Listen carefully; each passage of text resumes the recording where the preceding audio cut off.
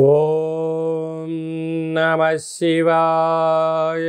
ఓం నమో నారాయణాయ. నరదృష్టి నివారణ, సంచిత కర్మ, ప్రారబ్ధ కర్మ, ఆగమిక కర్మ, దోష నివారణ కాళభైరవాయ నమో నమః. హరి ఓం. ఓం కాళకాళాయ విద్మహే కాళాతీతాయ ధీమహి తన్నో శ్రీ నరదృష్టి నివారణ కాళభైరవాయ నమో నమః. హరి ఓం. మా ఛానల్కి స్వాగతం. చూస్తున్న వీక్షకులకు, ప్రేక్షకులకు, ప్రియ కాళభైరవ భగవద్బంధులకి స్వాగతం పలుకుతూ మమ్మల్ని ఎంతగానో ఆదరిస్తూ ఉండబడినటువంటి ప్రియ సోదర సోదరీమణుల అందరిపైనను కాళభైరవ స్వామి యొక్క జయంతి ఆశీస్సులు ఉండాలని కోరుకుందాం. ఈ వీడియో మీరు చూస్తున్నారు అన్నట్టయితే, ఈ వీడియో చూడాలి అనుకుంటున్న అయితే మీకు కాళభైరవ స్వామికి ఆజ్ఞ ఉంది అని చెప్పి గమనించగలగాలి. ఈ వీడియో ప్రారంభం నుంచి చివరిదాకా మీరు ఎప్పుడైతే చూస్తారో కాళభైరవ స్వామికి ఆశీస్సులు కలిగి అష్ట కష్టాలకు స్వస్తి పలికి అష్ట ఐశ్వర్యాలకు, ఆనందాలకు, రాజభోగాలకు మీరు అర్హులు అవుతారు అని చెప్పి కాళభైరవ స్వామికి ఆజ్ఞ చేత మీకు చెప్పడం జరుగుతుంది. కనుక ఈ వీడియోను చూద్దాం, ఆచరిద్దాం, స్వామిని స్మరిద్దాం, ఆయన జయంతి ఆశీస్సులు కూడా పొందుదామని చెప్పి గమనించాలి. 1/12/2024 నుండి 31/12/2024 వరకు పుట్టినటువంటి వారందరూ కూడా ముందస్తుగా జన్మదిన శుభాకాంక్షలు.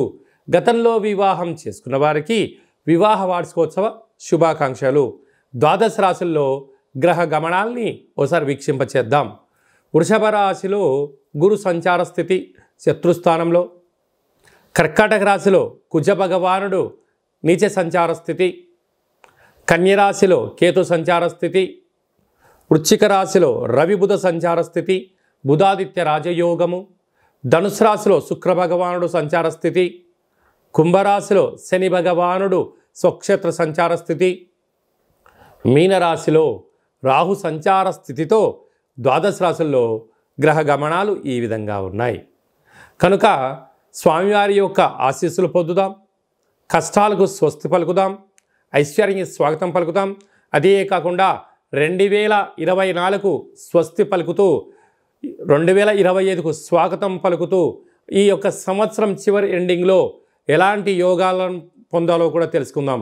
ప్రధానంగా మనకు ఈ సంవత్సరము 2024 అనగా 8 సంఖ్య, అందులో 31 సంఖ్య మంగళవారం పూట అమావాస్యతో వచ్చింది. కనుక ఇలాంటి అమావాస్య తిథుల ఎందున అంటే మనకు సంపూర్ణమైన సంవత్సరం చివరి ఎండింగ్లో ఎలాంటి విధి విధానాలు పాటించాలి, ఏవి చేయొచ్చు, ఏవి చేయకూడదు. అలాగే డిసెంబరు 1వ తారీఖున కార్తీక మాస అమావాస్య, ఆదివారంతో కూడుకున్న అమావాస్య ఉంది. కనుక ఎలాంటి విధులు పాటించాలో కూడా సంపూర్ణంగా తెలుసుకుందాం. కుంభరాశి వారు ఈ ఆదివారం అమావాస్య సందర్భంగా, కాళభైరవ జయంతి సందర్భంగా, ఆంగ్ల సంవత్సరం చివరి మాసంలో ఎలాంటి కష్టాలు ఉంటాయి, ఎలాంటి వీటిని ఎలా తొలగించుకోవాలి, అదృష్టానికి ఐశ్వర్యానికి స్వాగతం ఎలా పలకాలో ఈ వీడియోలో తెలుసుకుందాం. కుంభరాశిలో ఏ నక్షత్రాలు వస్తాయనగా ధనిష్ఠా నక్షత్రంలోని 3వ పాదం, 4వ పాదం, శతభిష నక్షత్రంలోని 4 పాదాలు, పూర్వభాద్ర నక్షత్రంలోని 1, 2, 3 పాదములు కలిపితే కుంభరాశి అవడం జరుగుతుంది. కుంభరాశి యొక్క అధిపతి శని భగవానుడు. చాలామందికి పుట్టినటువంటి కాల సమయంలో డేటా ఆఫ్ బర్త్లు లేనటువంటి వారికి పేరు యొక్క మొదటి అక్షరాన్ని అనుసరిస్తూ ఆ రాశిని తెలుసుకునే ప్రయత్నం చేద్దాం. గు, గే, గో, సా, సి, సు, సే, సో, ద అక్షరాల వారందరూ కుంభరాశి జాతకులే. కుంభరాశి యొక్క అధిపతి శని భగవానుడు. రాశిలోనే శని భగవానుడు సంచార స్థితి. 2వ స్థానంలో రాహు, అర్ధాష్టమ గురువు, 6వ స్థానంలో కుజుడు, అష్టమంలో కేతువు, రాజ్యస్థానంలో బుధాదిత్య రాజయోగం, రాజ్యస్థానంలో లాభస్థానంలో శుక్ర భగవానుడు సంచారం చేయడం వలన 3 గ్రహాలు అనుకూలంగా లేకపోవడం, 5 గ్రహాలు అద్భుతంగా యోగించే కాలం ఉంటుంది. అదే కాకుండా ఏలనాటి శని మధ్యమ సంచార స్థితి. సంవత్సరము ఆంగ్ల సంవత్సరానికి చివరి రోజులు. కనుక మీ జన్మ నక్షత్రం రోజున అష్టమి, పూర్ణిమ, అమావాస్య తిథుల ఎందున దూరావాయు జల ప్రయాణాలు పెట్టుకోకపోవడము ఉత్తమోత్తమం. అప్పులు ఇవ్వకపోవడము యోగదాయకం. ఉండబడిన దాంట్లో ప్రణాళికాబద్ధంగా చక్కటి ఆరోగ్యాన్ని ఏర్పాటు చేసుకోవడం, అసలు సీజనల్గా వచ్చేటువంటి జలుబు సమస్యలు కానీ, దగ్గు సమస్యలు కానీ, జ్వరం వచ్చేటువంటి పరిస్థితి కూడా చాలా అధికంగా ఉంటుంది. సకాలంలో తిండి, సకాలంలో నిద్ర, సకాలంలో తగు వ్యాయామం, ఆరోగ్య సూత్రాలు పాటించగలిగితే ఇదే మహాభాగ్యము అని చెప్పి గమనించగలగాలి. అదే కాకుండా ప్రభుత్వ అధికారులతో చాలా అప్రమత్తత చాలా అవసరము. చిన్న చిన్న విషయాలకు గొడవలు కానీ, వాగ్వివాదాలకు వెళ్ళకపోవడం యోగదాయకం. మీరు ప్రయాణం చేస్తున్న వాహనాలు తగు స్పీడ్లో వెళ్ళడము, వీలైనంత వరకు వేగ నియంత్రణ మంచిదని చెప్పి గమనించాలి. ఇలాంటి కాల సమయంలో జలగండాలు, వాయుగండాలు, శత్రువులతో యుద్ధం వచ్చే అవకాశం పరిస్థితి ఉంటుంది. యుద్ధం అనగా మాటల యుద్ధం కానీ, ఏదో ఎక్కడో ఇబ్బంది కలిగే పరిస్థితి ఉంటుంది. ఇలాంటి కాల సమయంలో పూజా మందిరంలో తెల్లటి కొబ్బరికాయలో నారికేల దీపాన్ని, కూష్మాండ దీపాన్ని ఏర్పాటు చేసుకోవడము, అయ్యప్ప స్వాములకు కానీ, బ్రాహ్మణుడికి కానీ, సాకలి వాళ్ళకు అన్న ప్రసాదాన్ని ఏర్పాటు చేయడం వల్ల సకల గ్రహదోషం తొలగిపోతుందని చెప్పి గమనించాలి.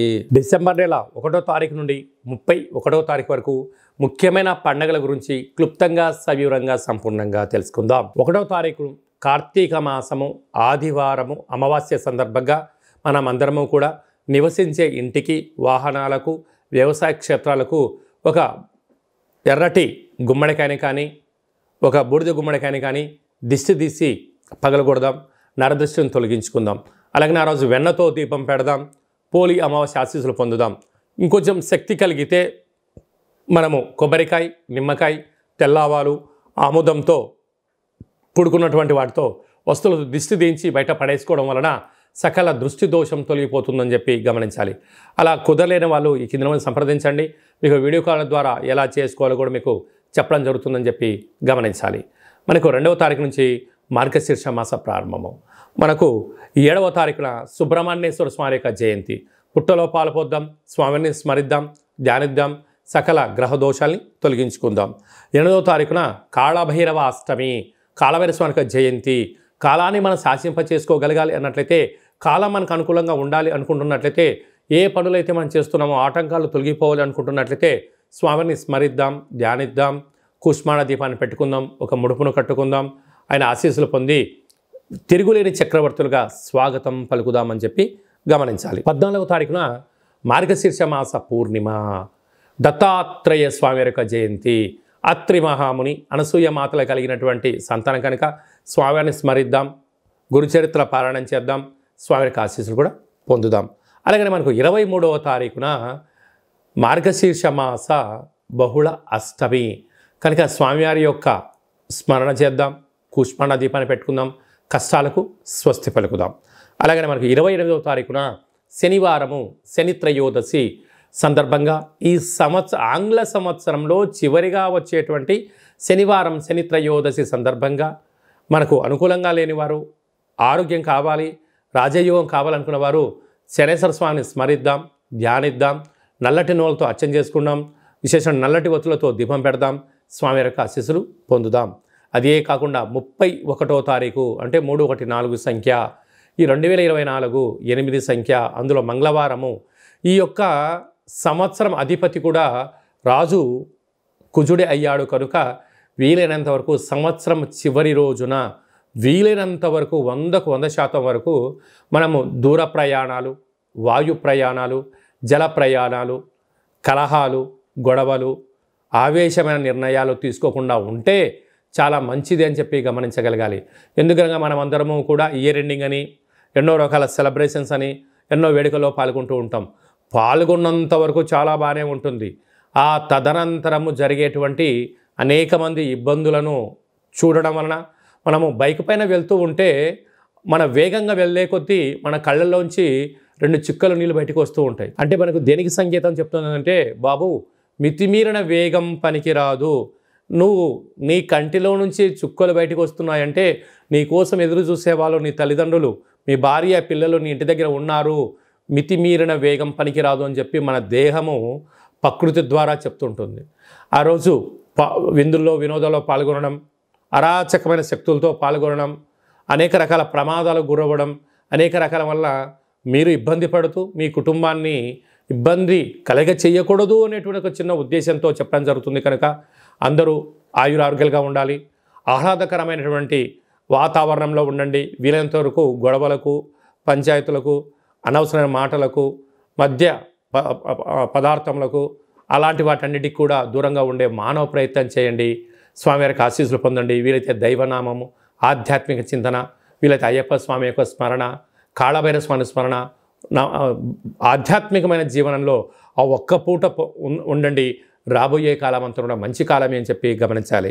కనుక మనమందరము కూడా ఇంకనూ ఈ యొక్క డిసెంబర్ మాసంలో విజయాన్ని సాధించగలగాలి అన్నట్లయితే ఒక పాత్ర కంచు పాత్ర అంటారు. ఈ యొక్క పాత్రలో 12 రాసులు అచ్చు వేయడం జరుగుతుంటుంది. ఈ పాత్రను ఎలా ఉపయోగించుకోవాలి, అదృష్టానికి ఎలా స్వాగతం పలకాలో మనం తెలుసుకుందాం. ఇలా ఒక్కసారి శబ్దం చేస్తే ఓంకార శబ్దం రావడం జరుగుతుంది.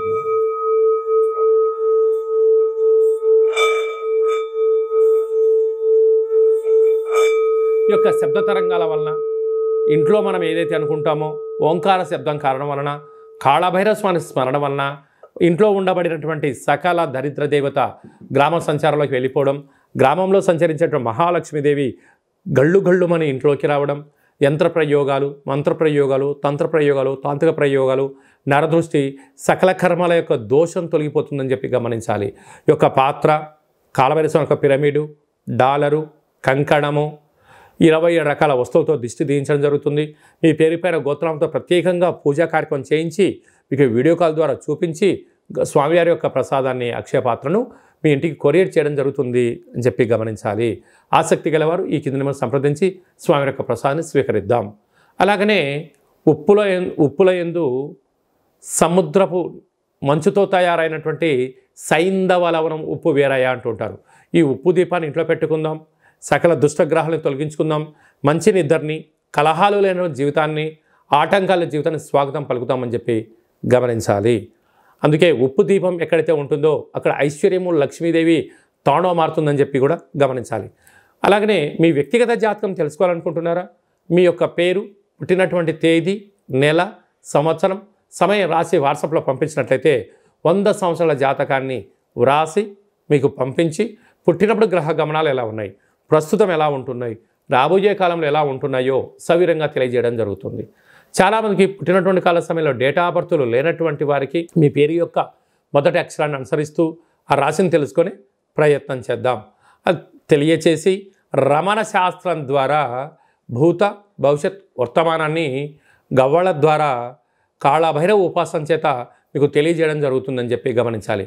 మన యొక్క దేవాలయంలో ఎవరైతే జాతకం, జ్యోతిష్యం చెప్పించుకుంటారో వారికి కాళభైరవ స్వామి యొక్క పూజ, అర్చన, అభిషేకము, దీపము, ముడుపు కట్టి మీకు వీడియో కాల్ చూపించడం జరుగుతుందని చెప్పి గమనించాలి. అందుకే మీ అబ్బాయి కానీ అమ్మాయి కానీ తరచుగా ఎంత ప్రయత్నం చేసినా వివాహం అవ్వడం లేదా? ఎందుకు అవ్వడం లేదు? జాతకంలో ఎలాంటి ఇబ్బందులు ఉన్నాయి, ఎలాంటి అమ్మాయి వల్ల యోగం కలుగుతుందో మీకు తెలియజేయడం జరుగుతుంది. అలాగనే మీ అప్పుడే పుట్టినటువంటి మీ యొక్క చిన్నపిల్లలకు ఆధ్యాత్మికమైనటువంటి పేర్లు ఎలా పెట్టుకోవాలి, ఆ నక్షత్రం యొక్క స్థితిగతులు అంటే తెలియజేయడం జరుగుతుంది. కనుక ఈ వీడియో ప్రారంభంలోనే చెప్పడం జరిగింది. ఈ వీడియోను ఎవరైతే చివరిదాకా చూస్తారో వారికి కాళభైరవ స్వామి ఆజ్ఞ ఉంటేనే చూస్తారు. కాళభైరవ స్వామికి ఆశీర్వాదం వలన అష్ట కష్టాలకు స్వస్తి పలుకుతూ అష్టైశ్వర్య స్వాగతం ఎలా పలుకుతారో మీకు ఈ వీడియోలో అర్థమైందని అనుకుంటున్నాను. అందరి పేరును కాళభైరవ స్వామికి ఆశీస్సులు ప్రసాదించాలని కోరుకుంటూ ఆశీర్వచనం. ఓం శతమానం భవతి శతాయు పురుష సతేంద్రియ ఆయుష్యేవేంద్రియే ప్రతిష్టతి ధనం ధాన్యం బహుపుత్రలాభం శత సంవత్సరం దీర్ఘమాయు సర్వే జనా సుఖినో భవంతు లోకా సమస్తా సుఖినో భవంతు. సర్వం కాళభైరవ జయంతి దేవత కాళభైరవ దేవతార్పణమస్తు. హరి ఓం. ఈ వీడియో మీకు నచ్చినట్టయితే లైక్ చేయండి, షేర్ చేయండి, మా ఛానల్ని సబ్స్క్రైబ్ చేసుకోండి. మేము చేస్తున్న ఆధ్యాత్మిక వీడియోలు అందరికన్నా ముందు మీరు చూడాలనుకుంటున్నట్లయితే, అందరికన్నా మీరు మొట్టమొదట అదృష్టవంతులు అవ్వాలి అనుకున్నట్లయితే ఈ వీడియోను షేర్ చేసి భగవద్బంధులకు, మిత్రులకు చేరవేయండి. మీరు ఎవరి క్షమాన్ని కోరుకుంటున్నారో లేక మీ క్షమాన్ని ఎవరితో కోరుకుంటున్నారో ఈ ఆధ్యాత్మిక సమాచారాన్ని చేరవేసి కాళభైరవ స్వామి ఆశీస్సులు పొందగలరు.